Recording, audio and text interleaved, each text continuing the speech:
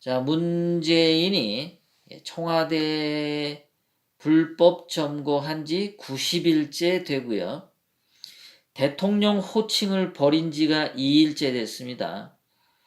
2일 전부터 본인을 대한민국 대통령이라는 호칭을 떼고 그냥 일개인의 문재인으로 살기 시작한 게 2일째 됩니다. 네. 어저께부터 호칭을 떼버리기 시작했는데요. 미국에서 자기 자신을 소개할 때 그냥 문재인이라고 소개를 했습니다. 대한민국 대통령 문재인이 아니고 말이죠. 이번에 미국에 가서 문재인이 가장 마음이 많이 급했죠. 자, 트럼프 대통령하고 김정은하고 6월 10일 날 미국 정상회담 싱가포르에서 하려던 건데 그거를 성사시키려고 문재인이 거의 혼신의 힘을 다해서 하죠. 그런데 김정은이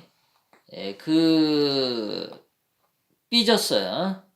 삐져가지고 문재인한테 무능하다, 분별력도 없다, 현실을 인식할 줄 모른다 라고 그 리성건이라고 하는 그 별거 없는 애가 문재인한테 비난을 퍼부었습니다. 자, 그렇게 되니까 무능하다, 현실 인식의 세계가 세상이 어떻게 돌아가는지 그거 모른다, 판단력이 없다, 무능하다 이런 말을 막 했을 때 엄청나게 화가 난 겁니다. 김정은이 문재인이 하는 달콤한 말에 빠져가지고 끌려 나왔었는데 물론 본인도 이렇게 살까 저렇게 살까 이게 핵으로 그냥 강하게 나가고 나는 평양 그 지하 궁궐에 짱 박아서 개기면 되지 않겠냐라고 김정은이 생각했었던 거죠. 그런데 어느 순간에 보니까 이게 너무너무 옥죄어 오는 거예요. 작년 겨울을 지나면서 2018년 넘으면서 북한에서는 전기요금이 그때 몇백 배였나요? 1000배였나요? 엄청나게 올랐죠. 전기값이. 그래서 전기를 사용하지 못해서 지난번에 말씀드렸지만 가던 기차가 서버렸어요. 중간에. 기차가 서버리면은 전기를 못 받아서 거긴 물도 안 나오고 우리나라처럼 그 기차에 팔고 다니는 음식도 없고 그러니까 7일 동안 기차 안에서 굶어 죽었습니다. 북한 여군들이요. 그 정도로 경제가 상당히 안 좋죠. 그리고 올 초에는 북한 그 축구 대표팀 감독 그 사람이 평양에 그 시내 사정이 생필품을 도저히 구할 수 없다. 도저히 사람이 살 수 있는 동네가 아니다라고 해서 북한을 떠났었습니다. 그렇게 여러 가지로 힘들으니까 김정은이 자기 딴에는 문재인이 이제 꼬드기고 야, 내 말대로 이렇게 하면 니네 원조도 받고 말이야. 제재도 해결되고 말이지. 그리고 내가 돈도 좀 줄게. 이런 얘기를 하지 않았을까라고 제가 소설 쓰는 거예요. 그러면서 이제 꼬드겨가지고 김정은이 중국을 2번씩이나 뻔질나게 왔다 갔다 하고 판문점까지 겨내려오고 그랬죠.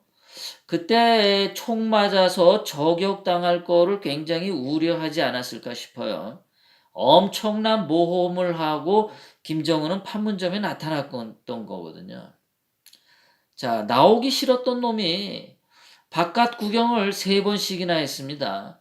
이거는 정말 북한 70년 역사에 경천동지할 일이에요.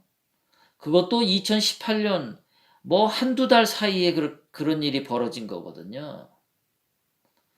10년, 20년에 3번 이렇게 나온 게 아니라 한두 달 사이에 김정은이가 아주 엉덩이가 달았던 겁니다. 그렇게 나와가지고 돌아당겼는데 그래서 뭔가 생길 줄 알았는데, 이렇게 하면은 잘 될 것 같고 했는데 헷갈린 겁니다. 김정은이 완전히 헷갈렸어요. 예, 김정은이 마음속에 무엇을 원하는지 그것이 간파당했습니다.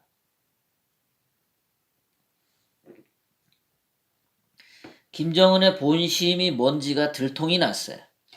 이번에 중국에 2번 나가고 나서 문재인을 판문점에서 만나고 나서 말이죠. 그래서 김정은은 혼동이 왔습니다. 이렇게 해야 될지 저렇게 해야 될지 되게 지금 짜증나는 상태예요. 그래서 북한 애들이 남한하고 고위급 접촉회담 취소시킨 뒤에 하는 행동이나 말을 보면요. 엄청나게 히스테리컬해요. 이성적인 말을 하는 게 아니라 아주 짜증과 히스테리가 잔뜩 섞여 있어요. 스트레스를 엄청 받는다는 거죠. 김정은이. 그리고 김정은만 스트레스를 받는 게 아니라 김정은 밑에 있는 그 부하 똘마니 애들도 엄청난 스트레스를 받고 있어요. 지금 저기 가만히 저렇게 짱 박혀가지고 있지만 말이죠. 지금 김정은이는 내부적으로 엄청난 그 소용돌이 속에 빠져 있다라고 봅니다. 문재인이 그런데 여기다가 미국에 가서 트럼프 대통령한테 뭐라고 얘기했냐면 말이죠. 내가 김정은한테 잘 꼬드겨가지고 다시 한번 나오게 할게, 나오게. 그래서 트럼프 대통령님하고 회담할 수 있게 제가 잘해볼게요. 열심히 해볼게요. 라고 가서 한 겁니다. 그런데 트럼프 대통령은 뭐라고 했습니까? 뭐 되면 좋고 안 되면 말고 아주 쿨하게 대답을 했죠. 더욱더 문재인은 마음이 쫄렸을 겁니다. 다급해지고요. 문재인이는 머리가 나쁘죠. 아주 거짓된 거. 그 1년 만에 사법시험을 붙는 백두 꼴통의 머리를 가지고 있어요. 자, 그런 머리로 자꾸 이제 김정은을 수석거릴 겁니다. 달콤한 말로 말이죠. 김정은이 아주 돌아버리는 거예요. 문재인이 미국에서 돌아와서 김정은한테 전화를 해가지고 또 뭐라고 막 할 겁니다. 달콤하게 얘기를 할 거예요. 김정은 아마 돌아버립니다. 거기다 미국은 계속 억압을 하고요. 그래서 김정은은 그 마음의 중심을 잃어버리면 그 밑에 애들이 먼저 도망을 칩니다. 자, 항해하는 배에 뭐가 문제가 있으면 쥐새끼들이 먼저 도망을 치죠. 북한도 그런 현상이 나타날 겁니다. 조만간 누군가가 망명한다는 소식이 자꾸 나오죠. 한두 명, 두세 명 나오죠. 그거는 북한이 붕괴한다는 신호라고 제가 미리 단언을 드립니다. 지금처럼 김정은이 토굴 속에 가만히 있는 것을 놔두면은 김정은은 좀 더 오래 살 수도 있습니다. 그런데 문재인이 머리가 안 도는데 되게 바쁘게 행동합니다. 원래 모든 사건을 크게 저지르는 것은 누가 저지르냐? 멍개 형태의 사람들이 큰 사고를 저지릅니다.